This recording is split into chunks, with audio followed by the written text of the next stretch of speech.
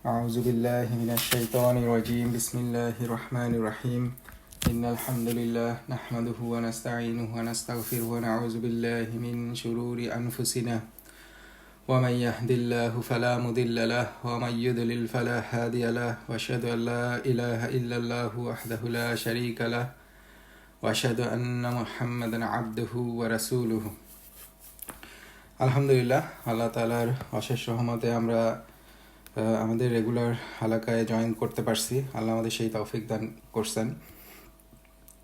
আমরা রামাদান শেষ করছি, ঈদ শেষ করছি, ঈদের ছুটিও অনেকের শেষ। তা আল্লাহ তাআলা আমাদের নর্মাল কর্মজীবনে ফিরে আসার তৌফিক দিয়েছেন।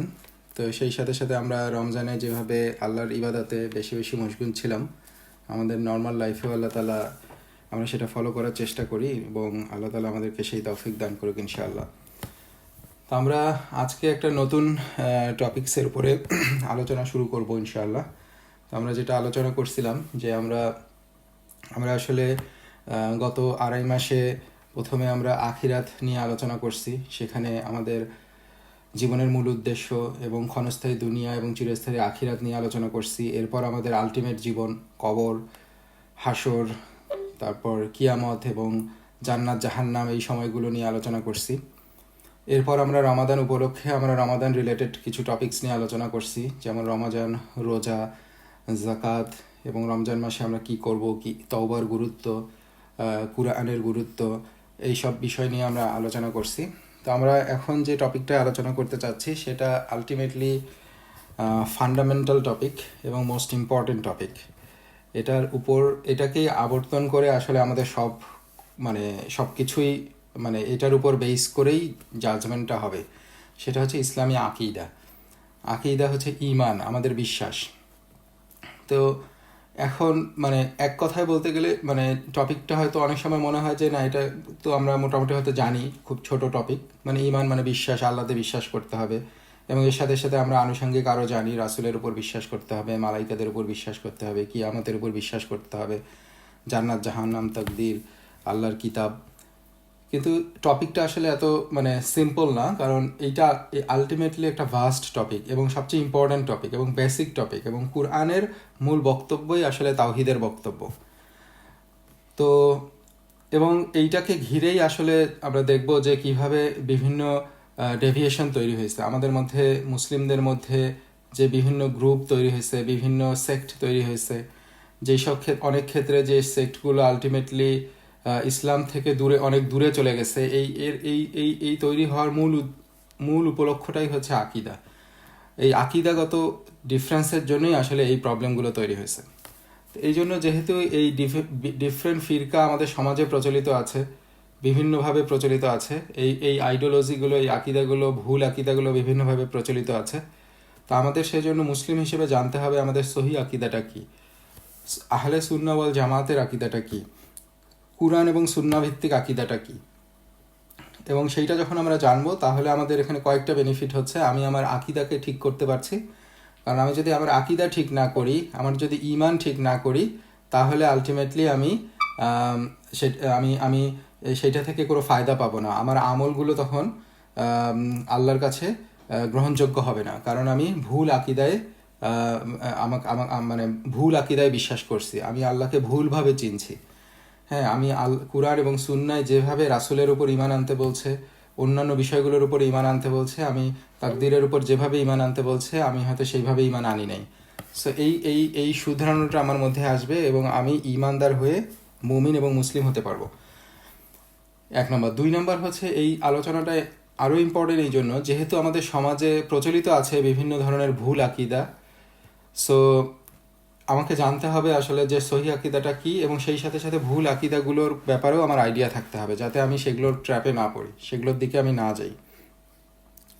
তো এরপর যদি আমরা আলোচনাটা শুরু করার আগে একটু যদি আমরা বোঝার চেষ্টা করি যে কী রকম ভুল আকিদাগুলো আসতে পারে বা কী ধরনের জিনিসগুলো আমাদের জানা উচিত। যেমন আমরা যদি সহজভাবে আল্লাহর ব্যাপারেই 2-1টা এক্সাম্পল বলি, যে আল্লাহকে যখন আমি চিনবো, আমাদের সমাজে আমাদের বিভিন্ন ধরনের কোয়েশ্চেন আসতে পারে যে আল্লাহ আসলে কেমন। হ্যাঁ, তো আল্লাহর যে গুণাবলীগুলো আছে এগুলোকে এক একজন আমরা দেখবো এক একভাবে ব্যাখ্যা করছে। তকদিরের যে ব্যাপারগুলো আছে, তকদিরের বিশ্বাস। এখন কথা হচ্ছে যে আমি জানি যে আল্লাহর ইচ্ছা ছাড়া কিছু হয় না, আবার আমি দেখব যে আমাকে আমার কাজের জন্য শাস্তি দেওয়া হচ্ছে, তো আল্লাহর ইচ্ছা ছাড়া যদি কিছু না হয় তাহলে আমার কাজের আমার আমার ইচ্ছার এখানে ভূমিকাটা কোথায়? হ্যাঁ, তো এই ধরনের বিভিন্ন নিয়ে বিভিন্ন ফিরকা তৈরি হয়েছে, বিভিন্ন মতবাদ তৈরি হয়েছে। তো এখন আহলে সুন্নাহ ওয়াল জামাতের বক্তব্যটাকে আমাদের জানতে হবে। ফর এক্সাম্পল, আমরা যদি দেখি যে একটা কমন কোয়েশ্চেন আমাদের মধ্যে আসতে পারে যে আল্লাহ কোথায়, তো আমরা দেখবো এটার বিভিন্ন আনসার আমাদের মধ্যে আছে। আমরা যদি আশেপাশেই তাকাই আমরা দেখবো যে অনেকে বলে যে আল্লাহ হচ্ছে সবখানেই আছে, আল্লাহ সর্বোচ্চ বিরাজমান। হ্যাঁ, তো এইটার আবার ব্যাখ্যাটা কি? তো এটা কি কোরআন ভিত্তিক? মানে এটার মানে আল্লাহকে কি আমরা দেখতে পারবো? এইটার ব্যাপারেও ডিফারেন্ট সেক্ট তৈরি হয়েছে। হ্যাঁ, তো মানে আল্লাহর বৈশিষ্ট্য বা আল্লাহকে ব্যাখ্যা করতে গিয়েই এই ধরনের বিভিন্ন সেক্ট তৈরি হয়েছে। এরপর নবীর ব্যাপারে অনেক অনেক অনেক বর্ণনা আসছে যে নবী কি এখনো জীবিত, নবীর কর্তৃত্ব কতটুকু। হ্যাঁ, এই ধরনের ব্যাপারগুলো প্রচলিত আছে। তারপরে আমরা দেখব যে এর মধ্যে আমাদের অনেক শিরকি বিষয় আছে, হ্যাঁ, যেগুলো আমাদের সমাজের মধ্যে প্রচলিত আছে, যেগুলো আমাদের হয়তো মানে ইসলামের নামেই প্রচলিত আছে, কিন্তু হয়তো সেগুলো আসলে কুরআন এবং সুন্নাহ ভিত্তিক না। সেগুলো আমাদেরকে অনেক ক্ষেত্রে বিদআতের দিকে নিয়ে যায় এবং শিরকের দিকে নিয়ে যায়। সো এখানে যে টার্মটা আসলো বিদআতটা তাহলে কি? তো এখন শিরক বিদআত আমরা যখন ঈমান সম্পর্কে জানবো, এই ঈমান সম্পর্কে ইসলামের আকীদা সম্পর্কে আমাদের জানার পরে সেই সাথে সাথে রিলেটেড টপিক হচ্ছে শিরকটা তাহলে কি। বিশ্বাসটা আমি জানলাম, কিন্তু কোনটা আমি করব না, শিরক কি ক্ষেত্রে হয় সেটা আমাকে জানতে হবে, এবং তারপরে আমাকে বিদাতগুলো সম্পর্কে জানতে হবে। সো এই সবগুলো জিনিস নিয়ে আমরা আলোচনা করার চেষ্টা করবো ইনশাল্লাহ। তো আমার যেটা মানে যে এটা হয়তো 6 থেকে 8টা লেকচার, 6-7 বা 8টা লেকচার লাগবে ইনশাল্লাহ। তো আমরা একদম ডিটেলসে না, আমরা মোটামুটি একটা ধারণা নেওয়ার চেষ্টা করব, তারপরে আমরা নিজেরাও হয়তো স্টাডি করার চেষ্টা করব, এবং তারপরে আমরা 3-4টা লেকচার করব যে আল্লাহর যে সিফাতগুলো আছে, আল্লাহকে জানার জন্য যে আল্লাহর গুণবাচক যে নামগুলো আছে সেগুলোর ব্যাখ্যা সম্পর্কে আরও 2-3টা লেকচার ইনশাল্লাহ মোটামুটি 2.5 মাসের মতো আমরা ইনশাল্লাহ এই টপিকের মধ্যে কভার করার চেষ্টা করবো। এটা আমি মেইনলি যে বইটা ফলো করব সেটা হচ্ছে আবদুল্লাহ জাহাঙ্গীর রহিমাহুল্লাহ, ওনার ইসলামী আকিদা, এই বইটা। এটা বাংলায় খুব চমৎকার একটা, খুবই সুন্দর একটা সামারি এই বইটা। তো এটা ফলো করব। এর সাথে সাথে আমি আরও কিছু বই ফলো করব, যেটা হচ্ছে ডক্টর বিলাল ফিলিপসের দ্য ফান্ডামেন্টাল অফ তাওহিদ, এটা একটা বই আছে, এটা ইনশাল্লাহ ফলো করব। আর এরপর ইবেন কুদামা আল মাগদিসি, ওনার দ্য রেডিয়েন্স অফ ফেইথ, এটা মেইনলি অ্যারাবিকে, বাট আলটিমেটলি এটা ইংলিশে যেটা ট্রান্সলেট করা হয়েছে, এবং এটার মধ্যে কমেন্ট দিচ্ছেন হচ্ছে শেখ আল উসাইমিন রহিমাহুল্লাহ। তো ওনার মানে এই 3-4টা বইয়ের নাম বললাম, বাট এর মধ্যে আরও বই হয়তো চলে আসবে, বা আরও অনেক চমৎকার চমৎকার বই আছে এগুলোর ব্যাপারে। বাট আমি আবদুল্লাহ জাহাঙ্গীর রহিমাহুল্লাহ ওনার ইসলামী আকিদা বইটাকে মেইন সোর্স ধরে আগাবো আর কি ইনশাল্লাহ।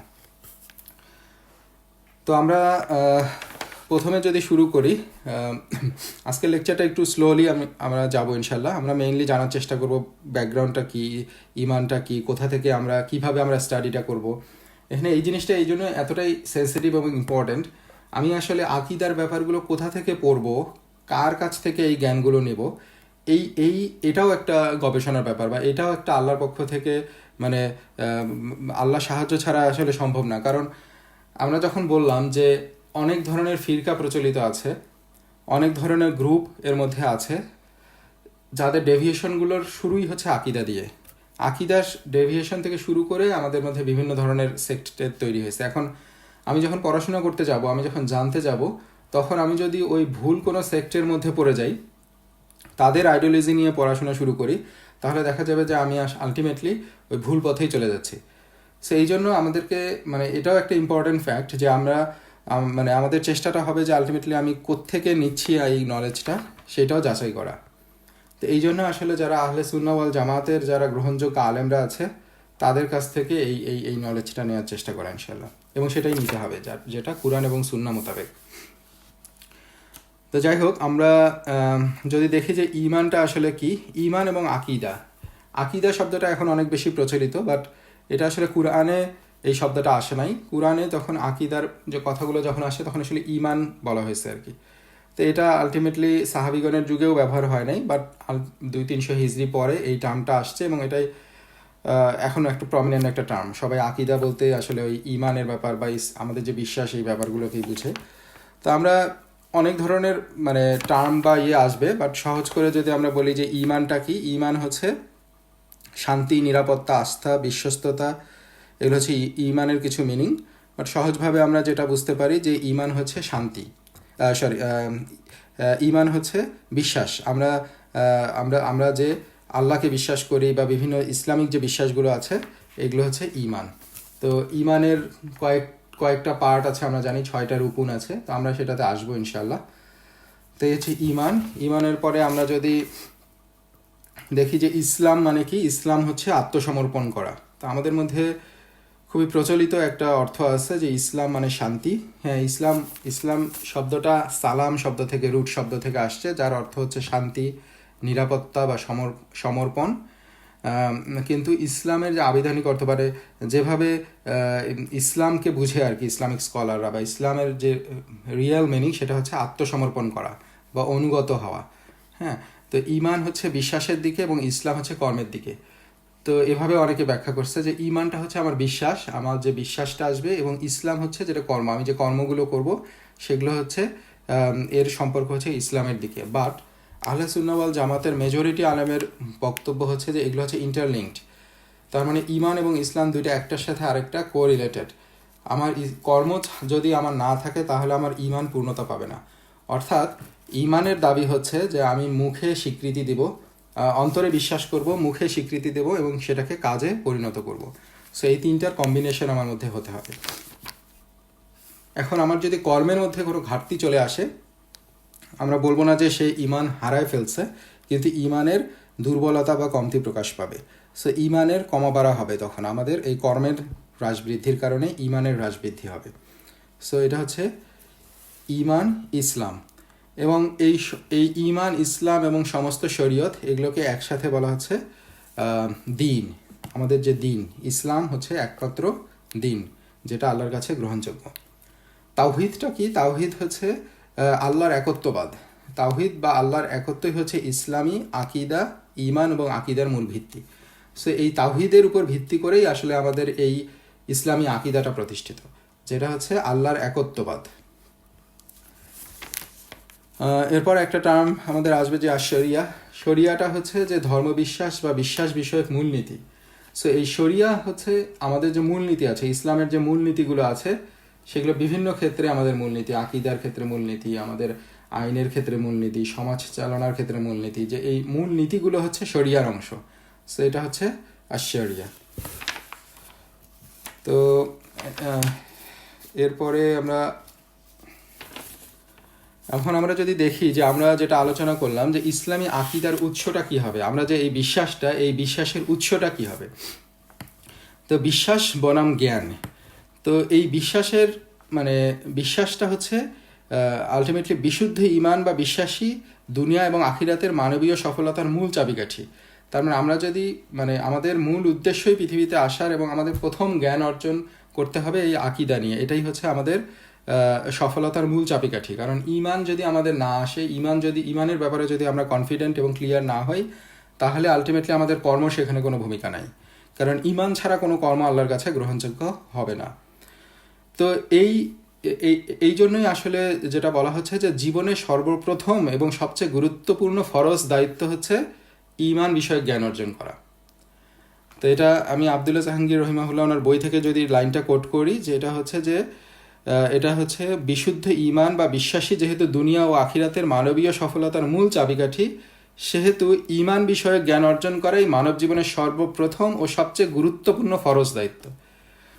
তো এখানে আমরা এটা দিয়ে কতটা গুরুত্বপূর্ণ এটা বুঝতে পারতেছি। সেই সাথে সাথে আমরা যদি আমাদের সাথে কোরিলেট করি, মানে এটা তাহলে জীবনে সর্বপ্রথম এবং সবচেয়ে গুরুত্বপূর্ণ বলতে আসলে কি বোঝায়, যখন একটা বাচ্চা বড় হতে থাকবে, সে যখন মানে বুঝতে শিখবে তখনই তাকে এই শিক্ষাটা দিতে হবে। কারণ এটা হচ্ছে তার সর্বপ্রথম শিক্ষা, জীবনে সবচেয়ে প্রথমে তাকে এই শিক্ষাটা পাইতে হবে। কারণ সে খুবই সুন, সে 7 বছর পার করবে, নামাজ পড়তে স্টার্ট করবে, সে 12-13 বছরে গিয়ে সে বালেগ হয়ে যাবে। সো আলটিমেটলি যখনই সে বালেগ হয়ে গেল, তার মানে তার আসলে আমলনামার হিসাব মানে তার জন্য অনেক কিছু ফরজ হয়ে গেল।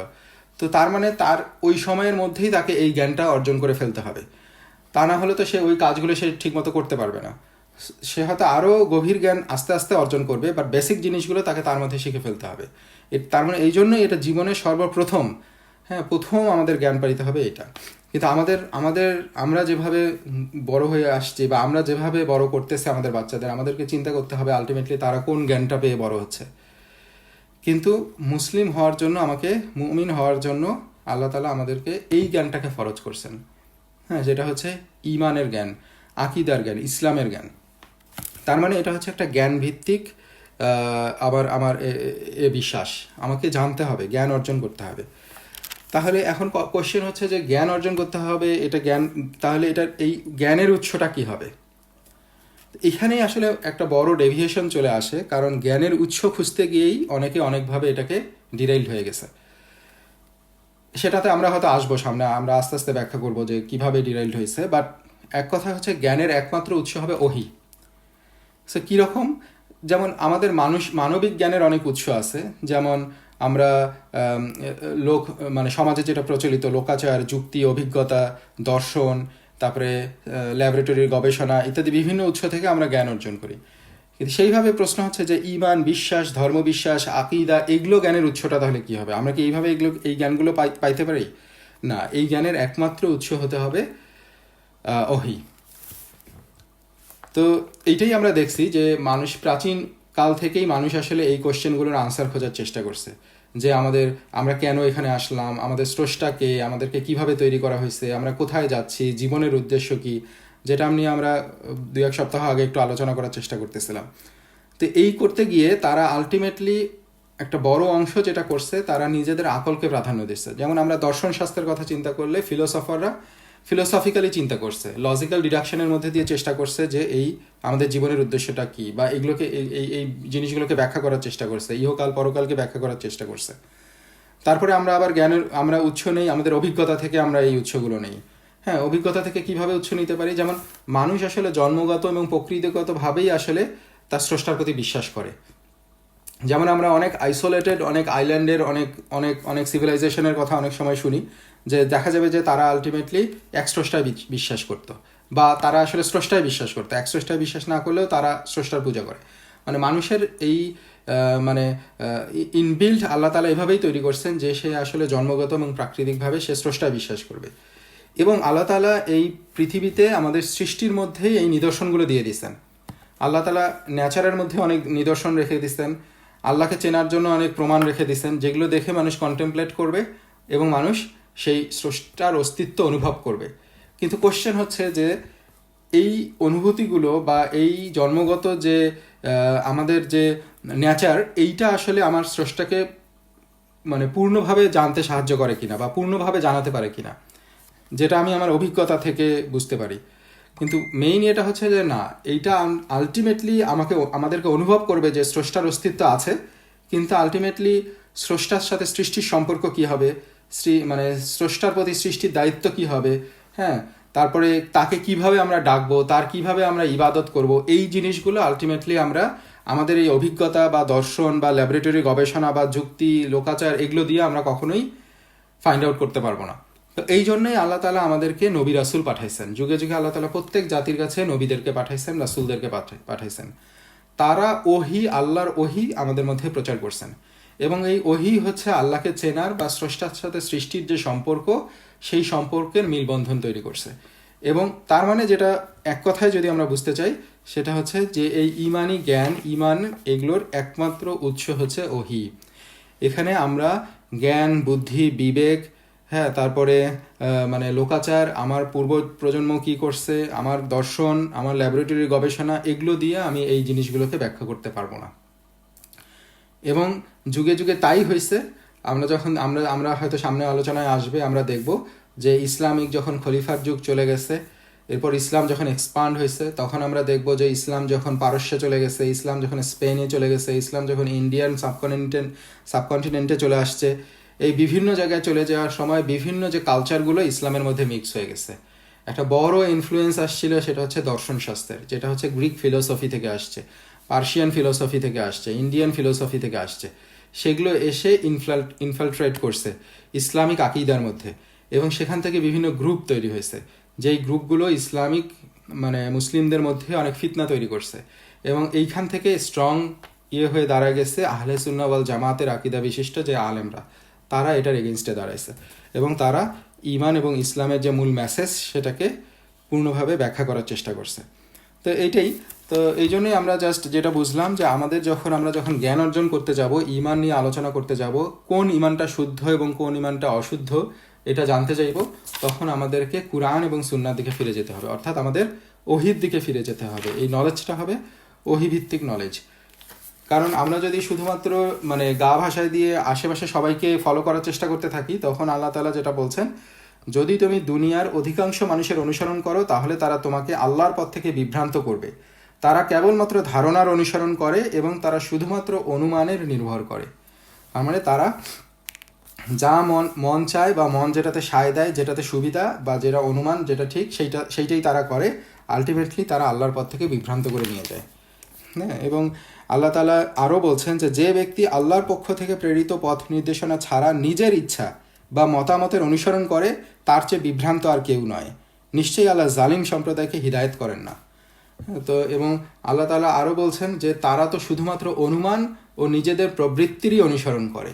তো এখানে যারা আলটিমেটলি ইসলামের মেসেজটাকে গ্রহণ করে নাই, ওই সময় যারা ইহুদিরা ছিল, যারা মুশরিকরা ছিল, হ্যাঁ, তাদের কথা আল্লাহ তাআলা এখানে বলছেন, এবং এটা এখনকার জন্য অ্যাপ্লিকেবল, যে তারা আলটিমেটলি অনুমান নির্ভর চিন্তা করে, অনুমান নির্ভর তাদের আইডিওলজি ঠিক করে এবং তাদের নিজেদের প্রবৃত্তির অনুসরণ করে।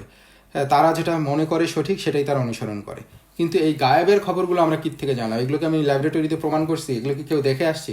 এই জিনিসগুলোর শুধুমাত্র কারেক্ট ইনফরমেশন আমি পাবো যে স্রষ্টা এটাকে সৃষ্টি করছেন, এবং সেই স্রষ্টা মেসেঞ্জারের মধ্যে দিয়ে আমাদেরকে সেটা জানাচ্ছেন।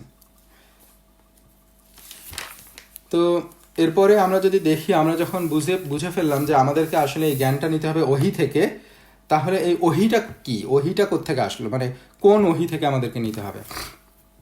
আমরা আমাদের সমাজে প্রচলিত অনেক সময় শুনবো যে কাশফের মধ্যে দিয়ে সো কল্ড অলি বান্দা সে আল্লাহর কাছ থেকে ওহী পাইছে, হ্যাঁ, পীর সাহেব ওহী পাইছে, তার বক্তব্যগুলোও কি ওহী? তো এখানে আলটিমেটলি মূল বক্তব্য সেটা হচ্ছে যে ওহীর প্রকারভেদ বেসিক্যালি কুরআন এবং সুন্নাহ। ওহী হচ্ছে কুরআন এবং সুন্নাহ, এই দুইটাই শুধুমাত্র ওহীর উৎস। এখন সেটা কিভাবে? আমরা যদি কুরআন মাজিদের দিকে যাই, ডেফিনেটলি কুরআন মাজিদ সম্পর্কে আমরা জানি, তারপরেও মানে অল্প কথা যদি আমরা সামারি করি, যে আল্লাহ তাআলা যুগে যুগে তার কিতাব পাঠাইলেন, এর মধ্যে যত কিতাব পাঠাইছেন সব কিছুই হয় ধ্বংস হয়ে গেছে, মানে একদম নিঃশেষ হয়ে গেছে, অথবা বিকৃতভাবে আমাদের মধ্যে রয়ে গেছে। সেজন্য আল্লাহ তাআলা নবী পাক সাল্লাল্লাহু আলাইহি সাল্লামকে পাঠালেন, এবং 40 বছর বয়সে নবী যখন নবুয়ত প্রাপ্ত হলেন, তারপর থেকে 23 বছর সময়ব্যাপী বিভিন্ন ঘটনার প্রেক্ষিতে আল্লাহ তাআলা তার এই বাণী আমাদের মধ্যে প্রচার করলেন, জিবরিল আলাইহিস সালামের মাধ্যমে নবী পাক সাল্লাল্লাহু আলাইহি সাল্লামের উপরে নাজিল করলেন, এবং আমরা সেগুলো আমরা জানতে পারলাম, কুরআনের মধ্যে সংরক্ষণ করলাম। তো এখানে একটা টার্ম বলছে যে জিবরিল আলাইহিস সালামের মাধ্যমে নবী পাক সাল্লাল্লাহু আলাইহি সাল্লামের উপর নাজিল করলেন। এটা হচ্ছে একটা পোর্শন বলা হলো আসলে, কারণ শুধুমাত্র জিবরিল আলাইহিস সালামই মেসেজ নিয়ে আসে নাই, কারণ ওহী নাজিলের আরও অনেকভাবে ওহী নাজিল হয়েছে। দুই একটা যদি সহজ করে বলি, যে অনেক একটা হচ্ছে আল্লাহ তাআলা সরাসরি ওহী নাজিল করছেন জিবরিল আলাইহিস সালাম ছাড়া, যেমন মিরাজের সময় আল্লাহ তাআলা সরাসরি নবী পাক সাল্লাল্লাহু আলাইহি সাল্লামের সাথে কথা বলছেন। সো এটা হচ্ছে একটা ধাপ যেখানে সরাসরি নাজিল হয়েছে ওহী। নবী পাক সাল্লাল্লাহু আলাইহি সাল্লাম অনেক সময় ওহী পাইতেন যে সেটা তো স্বপ্নের মাধ্যমে পাইতেন। সো নবী পাক সাল্লাল্লাহু আলাইহি সাল্লাম যে স্বপ্নগুলো দেখতেন, নবীদের স্বপ্ন হচ্ছে সহি, সেটা হচ্ছে ওহী হিসেবে আল্লাহর পক্ষ থেকে আসে। তো বিভিন্নভাবে এই ওহীগুলো নবী পাক সাল্লাল্লাহু আলাইহি সাল্লামের উপরে নাজিল হয়েছে। তো এরপর 40 বছর বয়সে যে কুরআন আসলো, নবী পাক সাল্লাল্লাহু আলাইহি সাল্লামের ওফাত হয়ে গেল, 23 বছর ধরে কুরআন আসলো, পূর্ণতা পাইলো, এবং নবী পাক সাল্লাল্লাহু আলাইহি সাল্লামের ওফাত হয়ে গেল।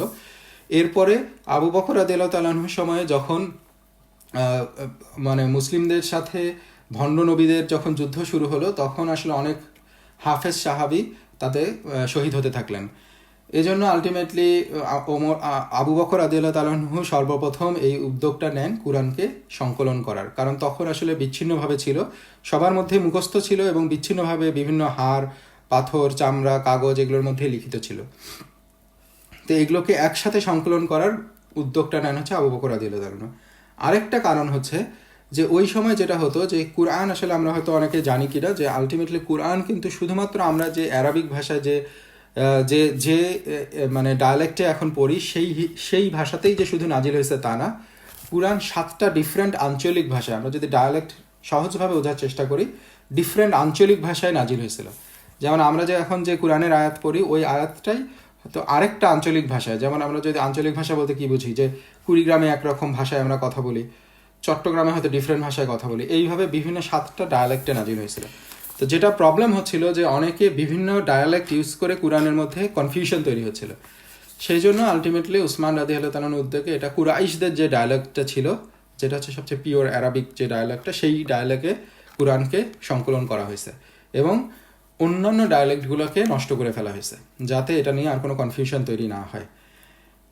এখন সেটা কি আসলে বিকৃতি সাধন করা হলো? না, কারণ কুরআন ওই 7টা ডায়ালেক্টে নাজিলের উদ্দেশ্য হচ্ছে যাতে মানুষ সহজে এটাকে বুঝতে পারে। কারণ ইনিশিয়াল অবস্থায় এত ব্যাখ্যা বিশ্লেষণের সুযোগ ছিল না, তখন মানুষ ডিফারেন্ট ডায়ালেক্টে না হলে তারা কুরাইশদের ওই ডায়ালেক্টটা হয়তো বুঝতে পারতো না। কিন্তু তার প্রয়োজন যখন মিটে গেছে তখন আলটিমেটলি কুরআনকে একটা ডায়ালেক্টে সংকলন করা হয়েছে এবং এটা মুতাআওয়াতি সূত্রে এটাকে সংকলন করা হয়েছে, এর মধ্যে কোনো সন্দেহ নাই। এবং এটা এটা এটা এটা যখন ডায়ালেক্ট সংগ্রহ করার পরে সকল সাহাবা এবং সবার ঐক্যমতের ভিত্তিতে এটাকে সংকলন করা হয়েছে এবং অন্যান্যগুলোকে নষ্ট করা হয়েছে।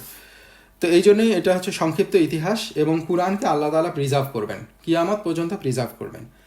এরপরে আমরা যখন দেখবো হাদিসের ব্যাপারটা, তখন এখানে একটা মানে আমরা মিলবন্ধন পাই যে কুরআনকে আল্লাহ তাআলা কিভাবে এটাকে মানে সংকলন করবেন। হ্যাঁ, একটা তো আমরা বুঝি যে কুরআনের কোনো অক্ষরও কেউ পরিবর্তন করতে পারবে না, এবং এটা আমরা এখন খুবই ইজিলি বুঝি যে এটা আসলে কখনোই সম্ভব না। কুরআনের অসংখ্য কপি মানে আমাদের অলরেডি সেটা ফিক্সড আকারে রয়ে গেছে। এবং নট অনলি আমরা যদি টেকনোলজির কথা চিন্তা করি, এটা প্রথম যুগ থেকেই কোরআন আলটিমেটলি লিখিত আকারে এবং হাফেজদের অন্তরের মধ্যে লিপিবদ্ধ হয়ে আছে। সো এটা কখনোই বিকৃতি সাধন সম্ভব না। কিন্তু একভাবে বিকৃতি সাধন করা সম্ভব, কুরআনের মিনিংয়ের বিকৃতি সাধন করা, যেমন কুরআনের ব্যাখ্যার বিকৃতি সাধন করা। এবং আমরা দেখব যে এই ব্যাপারেও বিভিন্ন গ্রুপ তৈরি হয়েছে যারা আলটিমেটলি কুরআনকে নিজের মতো করে বুঝার এবং নিজের মতো করে প্রচারের উদ্দেশ্যে কুরআনের অর্থ বিকৃতি করে। এবং এই অর্থ বিকৃতিটা তাদের জন্য সবচেয়ে বড় বাধাটা কি? এই অর্থ বিকৃতির সবচেয়ে বড় বাধা হচ্ছে হাদিস। কারণ কুরআনের আয়াতগুলোর বা এর ব্যাখ্যাগুলো এত ক্লিয়ারলি হাদিসে আসছে, সাহাবাদের বর্ণনায় আসছে, সাহাবাদের জীবনীতে এটা ইমপ্লিমেন্ট করা হয়েছে। এই জিনিসগুলোকে যদি আমি না বলি এই জিনিসগুলোকে আমি বাতিল না বলি, তাহলে আমি কুরআনের অর্থ বিক্রি করতে পারবো না। তো আল্লাহ তাআলা যে কুরআনকে প্রিজার্ভ করবেন, এটার আরেকটা ওয়ে হচ্ছে আল্লাহ তাআলা এই হাদিস বা সুন্নাহগুলোকে আমাদের মধ্যে প্রিজার্ভ করছেন। এই জন্য কুরআনের মিনিংগুলো আমাদের জন্য প্রিজার্ভড হয়ে গেছে। তা আমরা ওই আইডিওলজি নিয়েও সামনে হয়তো চিন্তা করব যে হাদিসের গুরুত্ব কী এবং সেটাকে অস্বীকার করা কী লেভেলের ঈমান থেকে বিচ্যুত হওয়া। তাহলে আমরা যদি এখন হাদিস নিয়ে একটু আলোচনা করি, তা আমরা হাদিসের ব্যাপারে আমরা জানি যে আল্লাহ তাআলা দুই ধরনের ওহী, যেটা আমরা জানলাম যে আল্লাহ তাআলা দুই ধরনের ওহী পাঠাইতেন নবী সাল্লাল্লাহু আলাইহি ওয়াসাল্লামের কাছে। একটা হচ্ছে কুরআন, যেটা হচ্ছে আল্লাহর বাণী, আল্লাহর কথা। আচ্ছা, এখানে যে আমরা বলতেছি আল্লাহর বাণী, আল্লাহর কথা, কুরআন ইসলামের যুগের প্রথম দিকের সবচেয়ে বড় যে ফিরকা এবং সবচেয়ে যে বড় ডেভিয়েশন আসছিল, শুরু হয়েছিল তাকদির দিয়ে, তাকদিরের ব্যাখ্যা দিয়ে। কিন্তু এইটা একটা বিশাল কনফিউশন তৈরি করছিল এবং এটা একটা বিশাল মানে মুসলিমদের মধ্যে বিভেদ তৈরি করছিল এই কথাটাই যে কুরআন আল্লাহর বাণী। একটা গ্রুপ বলতে শুরু করলো কুরআন আল্লাহর বাণী না, কুরআন হচ্ছে আল্লাহর সৃষ্টি, এটা আল্লাহর কোনো সিফাত না, আল্লাহর কথা না, এটা হচ্ছে আল্লাহর একটা সৃষ্টি। আপনি যেরকম আল্লাহর সৃষ্টি, এটাও আল্লাহর একটা সৃষ্টি। এটা আকীদার জন্য খুবই ইম্পর্টেন্ট এবং খুবই খুবই মানে ইম্পর্টেন্ট একটা ফ্যাক্ট। এবং এইটা এতটাই ভয়ঙ্কর আকারে গেছিল এবং তারা খলিফাকে কনভিন্স করে ফেলছিল। হ্যাঁ, তো মানে বিশেষ করে আব্বাসী খিলাফতের শুরুর দিকের ঘটনা। তো এটা যেটা হলো যে আলটিমেটলি যারা এই আকীদায় বিশ্বাস করবে না তাদেরকে কাফের সাব্যস্ত করতে শুরু করলো। কিন্তু আলহামদুলিল্লাহ 2-1 জেনারেশন পরেই, মানে কিছু বছর পরেই, 2-1 খলিফা পরিবর্তনের পরেই আহলে সুন্নাহ ওয়াল জামাআহ, এখানে আহমদ ইবনে হাম্বল রহিমাহুল্লাহ, আমাদের 4 ইমামের একজন, ওনার এক বড় অবদান ছিল এখানে, যিনি খলিফাকে বুঝাইতে সক্ষম হয়েছেন যে আলটিমেটলি কোরআন হচ্ছে আল্লাহর বাণী, এটা আল্লাহর সৃষ্টি না। সো আমরা হয়তো পরবর্তীতে কখনো আলোচনা আসলে আমরা বোঝার চেষ্টা করবো এটা কেন এতটা ইম্পর্টেন্ট। বাট আমি যেটা করার চেষ্টা করতেছিলাম যে এই ধরনের ছোট ছোট ব্যাপারগুলো নিয়েও মানে আমাদের কাছে মনে হচ্ছে ছোট ছোট, বাট এগুলোই আসলে একটা আকীদার ক্ষেত্রে একটা বড় ইস্যু। তো যেটা বলতেছিলাম যে আল্লাহর বাণী হচ্ছে কুরআন, আর আল্লাহ তাআলা আরও ওহী করতেন যেটা নবী পাক সাল্লাল্লাহু আলাইহি সাল্লামের হাদিস আকারে আসছে। তো কারণ আমরা জানি যে নবী পাক সাল্লাল্লাহু আলাইহি সাল্লাম নিজে থেকে কোনো কিছু বলতেন না, তার প্রতি ওহী করা হতো। তার মানে এটাও আল্লাহর ওহী, আল্লাহর নির্দেশনা, এবং আল্লাহ এটা নবী পাক সাল্লাল্লাহু আলাইহি সাল্লামকে এই জ্ঞানটা দিয়েছেন, কিন্তু নবী পাক সাল্লাল্লাহু আলাইহি সাল্লাম তার নিজের ভাষায় এটাকে বর্ণনা করছেন। সো এটা আল্লাহর বাণী না, কিন্তু আল্লাহর হুকুম, আল্লাহর থেকে ওহী প্রাপ্ত হয়েই নবী পাক সাল্লাল্লাহু আলাইহি সাল্লাম এটা করছেন। এবং কুরআনে আলটিমেটলি এই যখন কুরআনকে কিতাব এবং হিকমা বলা হয়েছে, যে আমাদেরকে কুরআন দেয়া হয়েছে এবং হিকমা দেয়া হয়েছে, অনেক প্রমিনেন্ট, মানে এটা একটা প্রমিনেন্ট অপিনিয়ন হচ্ছে এই হিকমাটা হচ্ছে সুন্নাহ। হ্যাঁ, তো আমাদেরকে কুরআন দেয়া হয়েছে এবং সুন্নাহ দেয়া হয়েছে। তো এখন সুন্নার মধ্যে অনেক অনেক মানে সুন্নাহ বা হাদিস, এটা মানে একটাকে আরেকটার ভাবে ব্যাখ্যা করা হয়, মানে একটা আরেকটার পরিপূরকভাবে ব্যাখ্যা করা হয়। তো এই হাদিসের ব্যাপারে আলটিমেটলি আমরা যদি যখন দেখবো, যে তাহলে আমাদের এখন কনফিউশন আসতে পারে যে হাদিসের ব্যাপারে তো আমরা শুনি যে অনেক জাল হাদিস আছে, জয়ীফ হাদিস আছে, সহি হাদিস, এগুলোর ব্যাপারে আমি কিভাবে বুঝবো বা এগুলোর ভূমিকাটা কি। তো ডেফিনেটলি আমরা আমাদেরকে সহি হাদিস ফলো করতে হবে। হ্যাঁ, সহি হাদিস বনাম জাল হাদিস। তো এখন আমাদের এটা আসলে অনেক বড় একটা আলোচনা, যে জাল হাদিসগুলো কেন আসলো, কোন সময় আসলো। আবার আমাদের মধ্যে অনেক সময় কনফিউশন আসতে পারে যে হাদিস আমরা শুনি সেটা বুখারী রহিমাহুল্লাহ, মুসলিম রহিমাহুল্লাহ ওনাদের সময়ে 250-300 বছর পরে সংকলন হচ্ছে, তাহলে প্রথম দিকে কেন ছিল না। এটা আরেকটা ডিটেইলস আলোচনার ব্যাপার, বাট খুব ছোট করে যদি 2-1 লাইনে বলি, কারণ এটা আমাদের হাদিসের ব্যাপারে কনফিডেন্স আনার জন্য খুবই ইম্পর্ট্যান্ট। তো এই জাতীয় বর্ণনাগুলো, এগুলো আসলে যারা হাদিস অস্বীকার করতে চায় তাদের পক্ষ থেকে এই বর্ণনাগুলো। হাদিস কখন থেকে সংকলন হয়েছে? হাদিস নবী পাক সাল্লাল্লাহু আলাইহি ওয়াসাল্লামের জীবদ্দশা থেকেই সংকলন হয়েছে। তবে হ্যাঁ, একটা পর্যায়ে নবী পাক সাল্লাল্লাহু আলাইহি ওয়াসাল্লাম প্রথম দিকে নবী পাক সাল্লাল্লাহু আলাইহি ওয়াসাল্লাম হাদিসগুলোকে মুখস্থ করতে বলছেন এবং প্রচার করতে বলছেন, কিন্তু লিখতে নিষেধ করছেন। কারণ তখন কুরআন লিপিবদ্ধ হচ্ছিল। যদি এই কনফিউশন তৈরি আসে যে কোনটা কুরআনের অংশ কোনটা হাদিসের অংশ, সেই জন্য নবী সাল্লাল্লাহু আলাইহি ওয়াসাল্লাম একটা সময় লিখতে নিষেধ করছেন।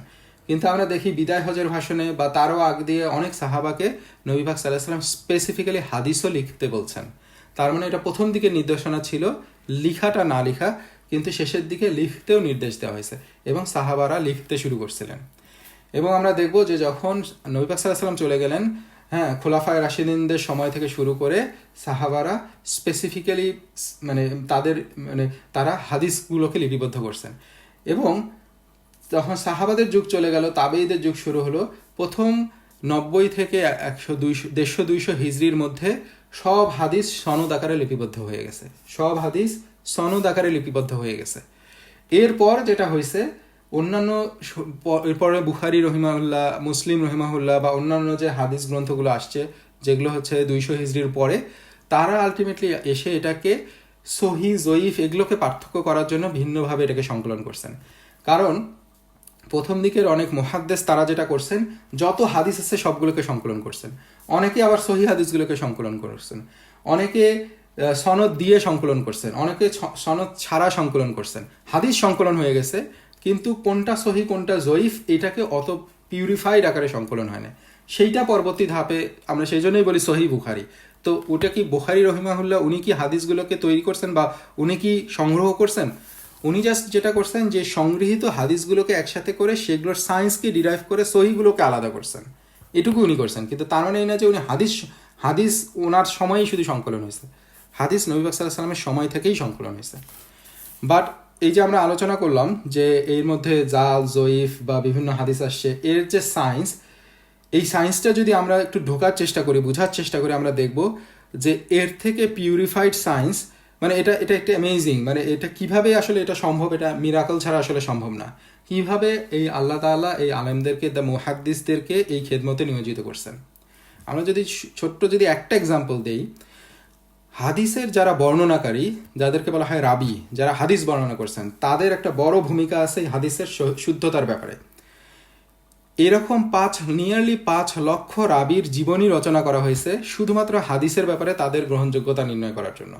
5 লক্ষ রাবির জীবনী, মানে কেউ কোনো মুহাদ্দিস বা কোনো হিস্টোরিয়ান ছিলেন, তাদের জীবনের উদ্দেশ্যই ছিল এই রাবিদের নিয়ে আলোচনা করা, রাবিদের জীবন সম্পর্কে আলোচনা করা, তারা কখন কোথায় গেছেন, কার সাথে দেখা করছেন, কিভাবে তারা চলছেন, তাদের জীবনের মানে তারা চলার পথে কি করছেন, কিভাবে বিজনেস করছেন, কিভাবে ট্রানজ্যাকশন করছেন, তার আখলাক কীরকম ছিল, ইন ডিটেইলস এরকম নিয়ারলি 5 লক্ষ রাবির জীবনই শুধু লিপিবদ্ধ হয়েছে, শুধুমাত্র এটা বোঝার জন্য যে সেই রাবির থেকে আমি হাদিস নেব কি নিব না। কারণ যখনই আমার কাছে কোনো হাদিস আসবে, সনদ আসবে, আমি তখন মিলাবো যে ওই যে ফর এক্সাম্পল 3 জন আছে এই চেইনে, সে তার কাছে শুনছে, সেই তার তাবির কাছে শুনছে, সে সাহাবার কাছে শুনছে, সে নবী সাল্লাল্লাহু কাছে শুনছে। এই চেইনে যদি 4 জন বা 5 জন যদি থাকে, তাহলে তাদের প্রত্যেকের জীবন বৃত্তান্ত দেখা হবে, তারা আলটিমেটলি কিভাবে তাদের জীবন চালাইছে, তাদের নিজেদের হাদিসের ব্যাপারে তাদের কোনো গাফিলতি আছে কিনা, আর নিজেদের জীবনে চলার ব্যাপারে কোনো গাফিলতি আছে কিনা, তারা আলটিমেটলি যার কথা বলা হচ্ছে তার কাছে শুনছে, তার সাথে আদৌ কখনো গিয়ে সাক্ষাৎ করছে কিনা, তাদের যে হিস্ট্রি লেখা হয়েছে, তাদের জীবনী যে লেখা হয়েছে, তার মধ্যে তার সেই ঘটনাগুলো বর্ণনা করা আছে কিনা। সো এগুলো যদি না থাকে, ক্লিয়ার না হয়, সেটা কখনোই সহিহ মানদণ্ডে উত্তীর্ণ হবে না। আমরা যদি শুধুমাত্র উল্লেখ করি যে সহিহ হাদিস কি, সহিহ হাদিসের অনেকভাবেই ব্যাখ্যা করা হয়েছে, বাট অনেক মুহাদ্দিস 5টা শর্ত দিচ্ছেন যে এই 5টা শর্ত যদি পূরণ হয় তাহলেই সেটাকে আমরা সহিহ হাদিস বলবো। তার একটা হচ্ছে আদালত, যে এটা মানে কি, আদালত হচ্ছে হাদিসের সকল রাবি পরিপূর্ণ সৎ ও বিশ্বস্ত বলে প্রমাণিত। এটা তাদের নিজেদের পার্সোনাল লাইফেও এবং হাদিস বর্ণনার ক্ষেত্রেও। হ্যাঁ, হাদিসের রাবিকে পূর্ণ সৎ এবং বিশ্বস্ত হতে হবে। 2 নম্বর হচ্ছে জাবত। জাবত হচ্ছে তুলনামূলক নিরীক্ষার মাধ্যমে সকল রাবির নির্ভুল বর্ণনার ক্ষমতা পূর্ণভাবে বিদ্যমান বলে প্রমাণিত। তার মানে এখানে যে রাবিরা আছে, তারা কখনো ভুলে যায় না, তারা নির্ভুলভাবে, তাদের স্মৃতিশক্তি প্রখর, তাদের কখনো এরকম ট্রেন্ড নাই বা এরকম ইতিহাসের কোনো নজির নাই যে তারা এক সময় হাদিস একভাবে বর্ণনা করছে, আরেক সময় বর্ণনা করার সময় তারা ডিফারেন্ট ওয়েতে বর্ণনা করছে। তার মানে তার নির্ভুল বর্ণনার ক্ষমতা থাকতে হবে। এখানে কোনো ডেভিয়েশন আছে কিনা, যদি হয় তাহলে সেটা সহিহ মানদণ্ডে হবে না। ইত্তিসাল হচ্ছে যে সনদের প্রত্যেক রাবি তার ঊর্ধ্বতন রাবি হচ্ছে এগেইন যে বর্ণনাকারী, সে তার আগের রাবির কাছে স্বকর্ণে হাদিসটা শুনছেন। এমন বললে হবে না যে আমি অমুক বইয়ে পড়ছি যে সে এটা বলছেন, না, তাকে ফিজিক্যালি মিট করতে হবে এবং সে স্বকর্ণে তার হাদিসটা শুনছেন। তারপরে 4 নম্বর হচ্ছে সুজুদ মুক্তি। হাদিসটা অন্যান্য প্রামাণ্য বর্ণনার বিপরীত নয়। তার মানে একটা হাদিস খুবই প্রচলিত আছে, আরেকটা হাদিস দেখা যাচ্ছে যে 2-1 বার বর্ণনা আসছে, এখন দেখতে হবে যে সবচেয়ে প্রসিদ্ধ বা মুতাওয়াতির হাদিস যেটা আছে সেইটার সাথে সেটা সাংঘর্ষিক কিনা। যদি কোনোভাবে সেটা সাংঘর্ষিক হয় তাহলে আলটিমেটলি সেইটা সহিহ হতে পারে না, কারণ ওহির বর্ণনা একই বর্ণনা মানে বৈপরীত্য থাকতে পারবে না, একদম বৈপরীত্য থাকতে পারবে না। সো এইটা আলটিমেটলি কোনো প্রামাণ্য বর্ণনার বিপরীত নয় বলে প্রমাণিত হইতে হবে সহিহ হতে হলে। এবং আরেকটা হচ্ছে 5 নম্বর হচ্ছে ইল্লাত মুক্তি। হাদিসটার মধ্যে সূক্ষ্ম কোনো সনদগত অর্থগত ত্রুটি নেই বলে প্রমাণিত, এবং মানে এর মধ্যে কোনো সনদগত এবং অর্থগতও ত্রুটি নেই। তার মানে এর মধ্যে যেটা বর্ণনা করা হচ্ছে সেটা কি অন্য কোনো হাদিসের অর্থের সাথে কনফ্লিক্ট করে বা কুরআনের কোনো বর্ণনার সাথে কনফ্লিক্ট করে, এই জাতীয় জিনিসগুলো তারা দেখবেন। এবং দেখা যাবে যে আলটিমেটলি একটা বর্ণনা একবার আসছে, ওই একই ব্যাখ্যা আরেকটা হাদিসেও আসছে, কিন্তু দেখা যাচ্ছে তার অর্থের মধ্যে মিল পাওয়া যাচ্ছে না। তার মানে হয়তো কোনো বর্ণনা চেঞ্জ হয়ে গেছে, কোনো ওয়ার্ড চেঞ্জ হয়ে গেছে, তাহলে সেগুলোকে তারা ওই মানদণ্ডে আর রাখে নাই। সো এতটা তারা মানে নিখুঁতভাবে এগুলোকে বর্ণনা করছে, নিখুঁতভাবে এগুলোকে যাচাই বাছাই করছে। এবং এগুলো যখন সবগুলো শর্ত পূর্ণ হবে তখনই সেটা শুধু হাসান মানে সেটা সহিহ মর্যাদা পাবে। তার থেকে উপরের মর্যাদা হচ্ছে মুতাওয়াতির হাদিস। মুতাওয়াতির হাদিসগুলো কীরকম, যেগুলো হচ্ছে অসংখ্য বর্ণনাকারীর চেইনে বর্ণনা হয়েছে। যেমন বলা হচ্ছে যে একটা চেইনে আমি শুনছি, সেই চেইনে আমার 5-6 জন রাবি আছে, তারা এটাকে বর্ণনা করছে। আরেকটা চেইনে দেখা যাচ্ছে আরেকজন বর্ণনা করছে, অসংখ্য চেইন থেকে আমি এই বর্ণনাটা পাইছি, এবং সেটা মানে নিঃসন্দেহে সেটা সত্য বলে প্রমাণিত হয়েছে। সো এই ধরনের হাদিসগুলোকে মুতাওয়াতির হাদিস বলা হয়। বাট এটা একটা ডিফারেন্ট আলোচনা, ডিফারেন্ট টপিক। তারপরেও কিভাবে জাল হাদিসগুলো আসলো, সেটাকে কিভাবে মুহাদ্দিসরা স্ক্রুটিনি করলো, এবং এটা এক হাদিসের কোনটা হাদিস সহি, তারপরে হাসান কোনটা, জয়ীফ কোনটা, মুরসাল হাদিস কোনটা, এগুলো ডিফারেন্ট আলোচনা। আমরা ইনশাল্লাহ সময় পেলে একটা ডিফারেন্ট ইয়েতে আলোচনা করব। বাট এখন যেটা হচ্ছে যে আমাদের মেইন যেটা আমরা ইয়েতে ছিলাম, যে আমাদের এই ওহির একটা সূত্র হচ্ছে, বা আমাদের জ্ঞানের একটা আকীদার জ্ঞানের একটা উৎস হচ্ছে এই সহিহ হাদিস, কুরআন এবং সহিহ হাদিস। এখন এইখানে আমাদের কোনো ইস্তেহাদ চলবে না, আকীদার ক্ষেত্রে কোনো ইস্তেহাদ চলবে না। ইস্তেহাদ মানে কি? ইস্তেহাদ হচ্ছে আমি আলটিমেটলি গবেষণা করে বের করলাম, কিয়াস করলাম, এই জাতীয় জিনিসগুলো এই গায়েবের বিষয়ের উপরে চলবে না। এক্ষেত্রে আমার ইস্তেহাদ অচল, হ্যাঁ, বিশ্বাসের ক্ষেত্রে ইস্তেহাদ অচল। সেক্ষেত্রে শুধুমাত্র আমাকে কুরআন এবং হাদিসের মুখাপেক্ষী হতে হবে, এবং কুরআন এবং হাদিস থেকেই, সহি হাদিস থেকেই এই উৎসটা, এই জ্ঞানটা অর্জন করতে হবে। এখন এরপরে আমরা যখন হাদিস দেখব, এরপরে আমাদের হচ্ছে সাহাবাদের ভূমিকাটা কি হবে এই আকীদার ক্ষেত্রে। আমরা ডেফিনেটলি সাহাবারা যে আকীদা যেভাবে বুঝছেন, তারা যেভাবে ফলো করছেন, এবং তাদের থেকে যে বর্ণনাগুলো আসছে, কুরআন এবং হাদিসে যে ব্যাখ্যাগুলো আসছে, সেগুলোকে আমরা গ্রহণ করব। কারণ সাহাবারা হচ্ছেন রাসূলুল্লাহ সাল্লাল্লাহু আলাইহি সাল্লামের নিজের হাতের গড়া ছাত্র। রাসূলুল্লাহ সাল্লাল্লাহু আলাইহি সাল্লামের তার ফলাফলগুলো হচ্ছে, তার যে টিচিংয়ের ফলাফল হচ্ছেন সাহাবারা। সো সাহাবারা হচ্ছে বেস্ট জেনারেশন, এবং তারাই আসলে ইমপ্লিমেন্ট করে দেখাইছেন কিভাবে আলটিমেটলি এই কুরআন এবং সুন্নাহটাকে বুঝতে হবে। সো তাদের ব্যাখ্যাগুলো, সহি যে ব্যাখ্যাগুলো আছে, সেই ব্যাখ্যাগুলো আমরা কুরআন এবং হাদিসের ব্যাখ্যা হিসেবে তাদের ব্যাখ্যাগুলোকে আমরা গ্রহণ করব। নবী পাক সাল্লাল্লাহু আলাইহি ওয়াসাল্লাম সাহাবাদের ব্যাপারে এই জন্যই বলছেন যে কোন দল সঠিক, কাদেরকে আমরা ফলো করব। উনি বলছেন যে আমি এবং আমার সাহাবী সঙ্গীরা বর্তমানে যে মত ও পথের উপর আছি, সেই মত ও পথের উপর যারা থাকবে তারাই সঠিক ও সুপথ প্রাপ্ত। তা আমরা ইনশাল্লাহ আর 5-7 মিনিট আজকের আলোচনাটা ভূমিকা, এরপরে আমরা আলোচনায় ঢুকবো। বাট যেটা দিয়ে আমরা আলোচনাটা শেষ করতে পারি সেটা হচ্ছে যে আলটিমেটলি কীভাবে আমাদের মধ্যে এই বিশ্বাসের মধ্যে বিচ্যুতিটা চলে আসে। সো এখানে যেটা একটা পয়েন্ট বলা হচ্ছে যে আমরা যদি উৎস থেকে এই আকীদাটা গ্রহণ না করি, যেটা আমরা এতক্ষণ আলোচনার চেষ্টা করলাম, যে আমাদের মধ্যে বিভ্রান্তি আসবে যদি আমরা কুরআন এবং সুন্নাহ মোতাবেক এই বিশ্বাসটাকে আমাদের না গড়ি, তাহলে আমাদের মধ্যে বিভ্রান্তি চলে আসবে। এবং এই বিভ্রান্তিগুলো আসছে, যেটা হচ্ছে এক গ্রুপের মধ্যে আসছে ওহীকে অস্বীকার করে। সো ওহীকে কিভাবে অস্বীকার করা হলো? যারা কুরআন এবং সুন্নাহকে অস্বীকার করলো, ইন টোটাল অস্বীকার করলো। আমরা যেটা বলতেছিলাম যে মানুষের ফিতরা, মানুষকে আল্লাহ তাআলা সৃষ্টি করছেন যে স্রষ্টাকে সে বিলিভ করবে, এইভাবেই সৃষ্টি করছেন, এবং আল্লাহ তাআলা অনেক নিদর্শন দিয়ে গেছেন। এবং এটাই আমরা যুগে যুগে দেখছি। আলটিমেটলি যারা একদম আল্লাহকে অস্বীকার করে, সেও আসলে তার ফিতরাতের এগেনস্টে গিয়েই অস্বীকার করে। এই সংখ্যাটা খুব কম, একদম আল্লাহকে অস্বীকার করা। কিন্তু তারপরেও সে বিভিন্নভাবে এটা উপলব্ধি করে, বিভিন্নভাবে এই ফিতরাটা তার সামনে আসে, কিন্তু সে এটাকে ফোর্সফুলি, সে এটাকে এই চিন্তা থেকে নিজেকে দূরে রাখার চেষ্টা করে। সে ফোর্সফুলি সে মনে করে যে না, আলটিমেটলি আমি আল্লাহ, এবং এইসব বলে কিছু না, এবং এই ওহীগুলোকে তারা অস্বীকার করে। সো এনিওয়ে, এইটাই অস্বীকারের মধ্যে দিয়ে মানুষ আসলে বিভ্রান্ত হয়ে যায়। ওহীকে অকার্যকর করা। সো একটা গ্রুপ হচ্ছে যারা ওহীকে অকার্যকর করে, যেমন কি তারা ওহীকে অস্বীকার করবে না, কিন্তু ওহীকে অকার্যকর করবে। তারা যেমন কুরআনের কোনো মেসেজকে তারা ভুলভাবে ব্যাখ্যা করবে। তারা বলবে যে এই জিনিসটা এভাবে বলা হয়েছে, এটা এইভাবে বুঝলে হবে না, এটাকে এই রূপক অর্থে ব্যবহার করতে হবে, এইভাবে বুঝতে হবে। তার আলটিমেটলি যে মেসেজ, সেটাকে তারা বিকৃত করে ফেললো, অকার্যকর করে ফেললো। যে মেসেজটা রিয়েলি ছিল, সেই মেসেজটা আর ওই মেসেজ আকারে থাকলো না, সেটা ভিন্ন খাতে প্রবাহিত করলো। সো এইভাবে ওহীকে তারা অকার্যকর করে। তারপরে কিভাবে আসে যে লোকাচার, সামাজিক প্রচলন ও ব্যক্তিগত পছন্দ। যে আমাদের সমাজে যে জিনিসগুলো প্রচলিত আছে, তারপরে আমাদের লোকমুখে যে জিনিসগুলো প্রচলিত আছে, যেটা হচ্ছে লোকাচার বা সামাজিক প্রচলন, এটা মক্কার কুরাইশদের জন্য খুব অ্যাপ্লিকেবল ছিল। কারণ আমরা দেখছি যে কুরআনের অনেক জায়গায় তাদেরকে যখন বলা হয়েছে, তখন যারা আল্লাহকে স্বীকার করতো, কিন্তু দেখা যেত তারা তাদের বাপদাদাদের যে ধর্ম আছে সেটা থেকে তারা বের হয়ে আসতে চায় নাই। তাদের ওই সামাজিক প্রচলন যেটা ছিল, বা লোকমুখে যারা যেটা পায়ে গেছে তাদের আগের জেনারেশন থেকে, সেটাকেই তারা ফলো করছে, সেটা থেকে তারা বিরত থাকতে চায় নাই। তারপরে ব্যক্তিগত পছন্দ, এই পছন্দগুলোও এই ধর্মবিশ্বাসের যদি ভিত্তি হয়, তাহলে আলটিমেটলি তারা ডিরেইলড হয়ে যাবে। তারপরে আমরা যদি দেখি যে আরও কীভাবে এই ডেভিয়েশনগুলো আসে, যেমন ধর্মগুরুগণ বা আলিমগণের মতামত। সো ধর্মগুরু এবং আলিমগণ, আমরা যদি দেখি যে তথাকথিত ধর্মগুরু বলতে আমাদের সমাজে, বা আমরা অনেক সময় দেখতাম যে অনেকে নিজেদেরকে পীর বলে দাবি করবে। সুফিজমের আকীদা এটা। সুফিরা অনেক সময় কি করে যে তারা আলটিমেটলি সুফিজমের একটা আকীদা বা তাদের একটা মতামত হচ্ছে, তারা আল্লাহর সাথে তাদের অনেক লেভেল আছে।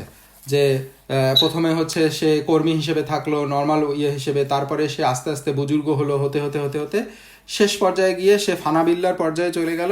তখন তার সাথে কি হয়, আল্লাহর সাথে সম্পর্ক স্থাপিত হয়ে যায়, এবং এটাকে বলে কাশফের মধ্যে দিয়ে তার অন্তরাত্মা খুলে যায়, এবং সে আল্লাহর ওহী পাইতে শুরু করে, গায়েবের খবর পাইতে শুরু করে। সো এইভাবে আলটিমেটলি এই ধর্মগুরুরা, যারা সমাজে ধর্মগুরু হিসেবে নিজেদেরকে প্রচলন করে, এবং তারা মানুষকে ভুলভাবে এই ওহী নিয়ে আসে, ভুলভাবে ব্যাখ্যা দেয় এবং তারা এই ওহি মানে মূল যে ওহি কুরআন সুন্নাহ থেকে মানুষকে দূরে সরে নিয়ে যায়, এটা একরকম। আবার একইভাবে হয়তো ওই লেভেলের না, বিভিন্ন আঙ্গিকে অন্য অনেক ফিরকা আসবে, অন্য অনেক ফিরকার আলেমরা আসবে যারা নিজেদেরকে আলেম বলে বলবে, যারা কুরআন এবং সুন্নাহ ফলো করে বলবে, কিন্তু আলটিমেটলি তারাও ভিন্নভাবে ব্যাখ্যা করবে। এটাও আমাদের এই সমাজের একটা ফিতনা, এই সময়ের একটা ফিতনা, যে সবাই নিজেদের ইচ্ছা মতো যেভাবে ইচ্ছা সেভাবেই এই বর্ণনাগুলো করবে, কিন্তু আলটিমেটলি সেটা হয়তো কুরআন এবং সুন্নাহ মোতাবেক হচ্ছে না। কিন্তু এখন যেহেতু আমাদের কোনো খলিফা নেই, কারো বাধাও নেই এগুলো বলতে। হয়তো খলিফা থাকলে একটা খলিফার দায়িত্ব হয়ে যায়, সে যদি কোনো এরকম ভুল মেসেজ দেখে তাহলে সে এগুলোকে প্রোটেক্ট করবে। এবং যুগে যুগে আমরা ইসলামের ইতিহাসে খলিফাদের সেই অবদানগুলো দেখছি, কিন্তু এখন আমরা আসলে আরও ফিতনার যুগে ঢুকে পড়ছি, এই সুযোগগুলো আমাদের মধ্যে কমে গেছে। সেই জন্য আমাদের নিজেদের দায়িত্ব হচ্ছে আমরা আলটিমেটলি কোন আলেমের থেকে বা কোন ধর্মগুরুর কাছ থেকে এই মেসেজটা নিচ্ছি,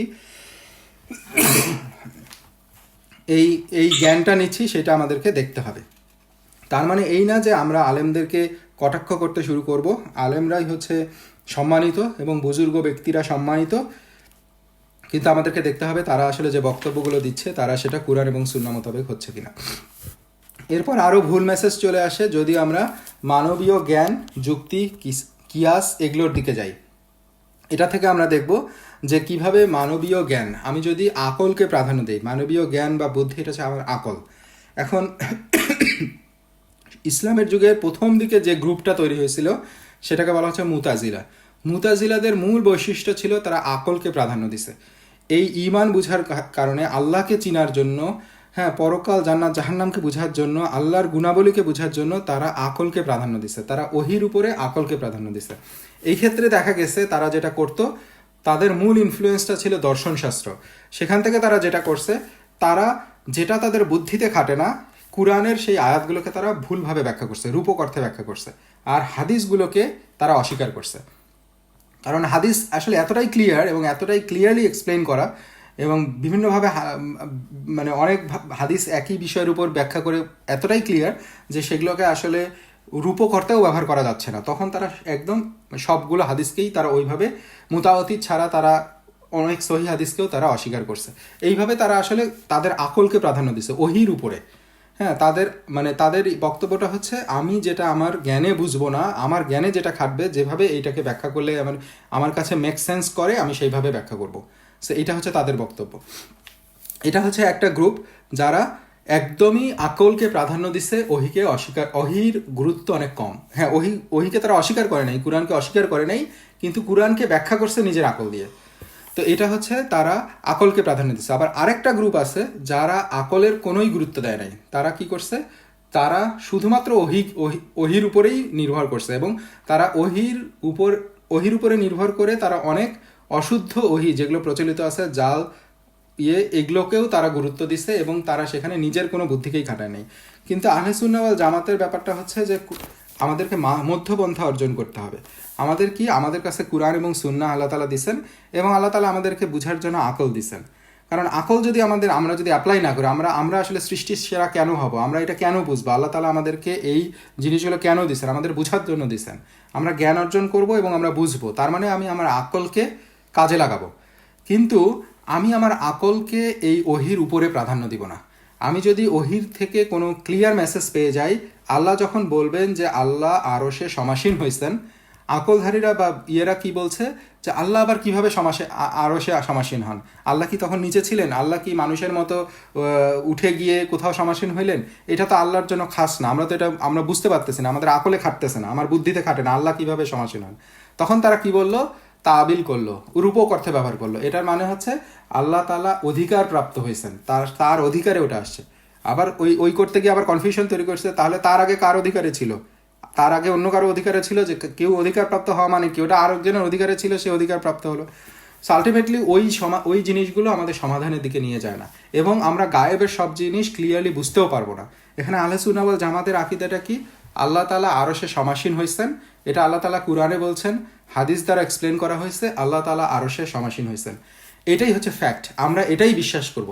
কিভাবে সমাসীন হয়েছেন সেইটা আমাদেরকে ওহির মাধ্যমে জানানো হয় নাই। সো সেখানে আমার জ্ঞান খাটে না, এবং সেখানে আমি আমার জ্ঞানের সীমানা ওখানেই। আমি বিশ্বাস করব আল্লাহ তাআলা সমাসীন হয়েছেন। কিভাবে সমাসীন হয়েছেন আমি জানি না। আল্লাহ তাআলা কুরআনে বর্ণনা করছেন আল্লাহর হাত আছে, সো আমি বিশ্বাস করব কুরআনে আল্লাহর হাত আছে, কিন্তু এটা কি মানুষের মতো হাত? না, কারণ আল্লাহ তাআলা আবার বলছেন যে আল্লাহর কোনো কিছুই মানুষের মতো না। তাহলে এটা কি রকম হাত আমি জানি না, সেটা আমাকে ওহী দিয়ে বোঝানো হয় নাই। কিন্তু যারা আকলধারী, যারা আকলের দিকে যায়, তারা বলবে যে মানুষের মতো হাত থাকা সম্ভব না, সো এটা দিয়ে হয়তো আল্লাহ তার ক্ষমতাকে বুঝাইছেন। তো এই ধরনের তারা বিভিন্নভাবে ব্যাখ্যা করবে, কিন্তু আহলে সুন্নাহ ওয়াল জামাত বা আমাদের ঈমান বা আকীদা বুঝার একটা শর্ত হচ্ছে আমাদেরকে ওহী লিটারেলি বুঝতে হবে, অ্যারাবিক ভাষায় যেভাবে আসছে সেভাবে বুঝতে হবে, আনলেস সেইটা অন্য কোনো রেফারেন্স দিয়ে সেটাকে রূপকর্থে ব্যবহার করা যায়। আমরা ইনশাল্লাহ ওই জিনিসটা পরবর্তীতে আলোচনা করব। আজকে মেনলি যেটা এখানে ছিল যে এইরকম মানবীয় জ্ঞান বুদ্ধি বা কিয়াসের জন্য এটাকে গুরুত্ব দিতে গিয়ে অনেকে ডিরাইল হয়ে গেছে, এইটাও আমাদেরকে সহি আকীদা থেকে দূরে সরে নিয়ে যায়। ইসলামী আকীদার গুরুত্ব কি, এটা 2-1 মিনিট বলে আমরা শেষ করি। এটা আমরা অলরেডি আলোচনা করছি শুরুতেই, সেটা হচ্ছে যে বিশুদ্ধ ঈমানের পরিচিতি এবং স্বরূপ। বিশুদ্ধ ঈমানটা কি হইতে পারবে? কারণ আমরা যদি দেখি যে এখন অনেক ধরনের আকীদা প্রচলিত আছে, এবং বড় বড় ফিরকা হচ্ছে শিয়া ফিরকা, তারা একটা ডিফারেন্ট সেক্ট, মানে ডিফারেন্ট আকীদা তাদের। আমরা যদি শিয়াদের সম্পর্কে আলোচনা করি বা জানার চেষ্টা করি, আমরা দেখব তারা ইমামে বিলিভ করে, তারা নবীর পরেও তাদের ইমামদেরকে তারা অহিপ্রাপ্ত হয় এবং তারা কোনো ভুল করতে পারবে না এইসবে বিশ্বাস করে, এবং তারা সাহাবাদেরকে গালিগালাজ করবে, তারা সাহাবিদেরকে ডিরাইলড মনে করে, তারা মানে এই ধরনের বিভিন্ন আকীদায় তারা বিশ্বাস করে। সো এটা একটা সেক্ট। তাদের আকীদাগত ত্রুটিটা কোত্থেকে আসলো, এই জিনিসগুলো মানে তাদের তো এই ত্রুটিগুলো আমরা যখন আকীদা নিয়ে আলোচনা করব, পড়াশোনা করব, জ্ঞান অর্জন করব, তখন আমি বিশুদ্ধ ঈমানের পরিচিতিটা পাবো। এবং ঈমান বিনষ্টকারী বিষয় দিয়ে আমরা যখন ঈমান আনলাম, কিন্তু ভয়ঙ্কর ব্যাপার হচ্ছে ঈমান কিভাবে নষ্ট হয়ে যায় এই জিনিসটা যদি আমি না জানি, কোন জিনিসগুলোতে আমার ঈমান নষ্ট হয়ে যাচ্ছে সেই জিনিসগুলো যদি আমি না জানি, তাহলে আমি দেখবো আমার মধ্যে হয়তো ঈমান বিনষ্টকারী জিনিস আছে। সো কোন কোন ক্ষেত্রে শিরক হয়ে যায়, কোন কোন ক্ষেত্রে বিদাত হয়ে যায়, এই জিনিসগুলো আমাকে জানতে হবে। এবং এই জিনিসগুলো এক্সাম্পল দিয়ে আমার সমাজে কি প্রচলিত আছে, আমরা কি ধারণা বিশ্বাস করি, অন্যান্য গ্রুপ কি ধারণা বিশ্বাস করতেছে, এই জিনিসগুলো জানতে হবে, যেটা হচ্ছে বিভ্রান্তিকর আকীদা। সেগুলো যদি আমি না জানি, তাহলে ওই বিভ্রান্তিকর আকীদা থেকে নিজেকে সেভ করতে পারবো না। তো আমরা ইনশাল্লাহ এই এবং আমাদের ঈমান যেহেতু সবচেয়ে গুরুত্বপূর্ণ বিষয়, কারণ আল্লাহ তাআলা কুরআনে যেটা বলছেন, এবং যে ব্যক্তি পারলৌকিক জীবনে কল্যাণ চায় সে চেষ্টা করে এবং সে বিশ্বাসী বা মুমিন হয়, তাহলে তার চেষ্টা ও কর্ম কবুল করা হবে। তার মানে আমরা যদি চেষ্টা করি, বিশ্বাসী এবং মুমিন হই, তাহলেই শুধুমাত্র আমাদের কর্মগুলো কবুল হবে। কিন্তু আমি যদি পরিপূর্ণভাবে বিশ্বাসী না হতে পারি, আমি যদি সহি আকীদায় বিশ্বাসী না হতে পারি, আমার মধ্যে যদি শিরকি আকীদা থাকে, বেদাতি আকীদা থাকে, ভ্রান্ত আকীদা থাকে, তাহলে তো আলটিমেটলি আমি বিশ্বাসী বা মুমিন হতে পারছি না। তার মানে আমার আমলগুলো সেখানে গ্রহণযোগ্য হচ্ছে না। এখন কোশ্চেন হচ্ছে যে এটা কি আমার জন্য ফরজ কিনা? হ্যাঁ, ডেফিনেটলি আমরা যেটা দেখলাম এটাই আমাদের জন্য ফরজ। আমাদের জীবনের উদ্দেশ্যই হচ্ছে আল্লাহকে চেনা, এবং আল্লাহকে চিনলেই আমি আমার দুনিয়ার সব কর্ম, এবং তার মানে কি আমি শুধুমাত্র মানে আমার দুনিয়ার সব কর্মকাণ্ডই হবে সেটা কেন্দ্রিক, তাওহীদ কেন্দ্রিক। আল্লাহকে চেনা, এবং আল্লাহকে চেনা মানেই হচ্ছে আল্লাহ যে আদেশগুলো করছেন সেগুলোকে ফলো করা, এবং দুনিয়াটাকে আমার সেইভাবে লিড করা। দুনিয়ার সব কর্মকাণ্ডের কেন্দ্রবিন্দুই হবে আমার ঈমান, আমার আকীদা। এবং আমরা যেটা দেখলাম এটাই হচ্ছে মানুষের সর্বপ্রথম জ্ঞান হইতে হবে, কারণ সে খুব সুন, সে একটা বাচ্চা, সে আস্তে আস্তে অ্যাডাল্টের দিকে যাবে, এবং তার জন্য এই জিনিসগুলো ফরজ হয়ে যাবে। তার আগেই তাকে এই জ্ঞানগুলো দিয়ে দিতে হবে।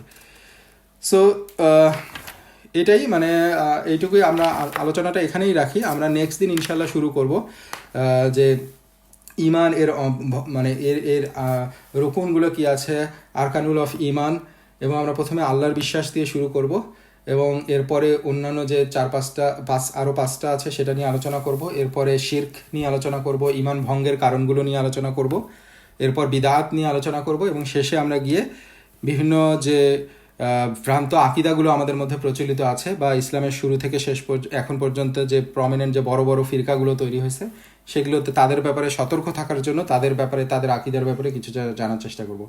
এবং এটা হয়ে যাওয়ার পরে আমরা ইনশাল্লাহ 2-3টা লেকচার আল্লাহর সিফাত বা আল্লাহকে আরও গভীরভাবে চেনার জন্য তার যে নামগুলো, তার যে গুণগুলো আছে, সেগুলোকে ইনশাল্লাহ মানে বোঝার চেষ্টা করব 3-4টা লেকচারে। আমরা ইনশাল্লাহ আগামী 2-2.5 মাস ইসলামী আকীদা নিয়ে আলোচনা করার চেষ্টা করবো। আল্লাহ আমাদের সেই তৌফিক দান করুক ইনশাআল্লাহ।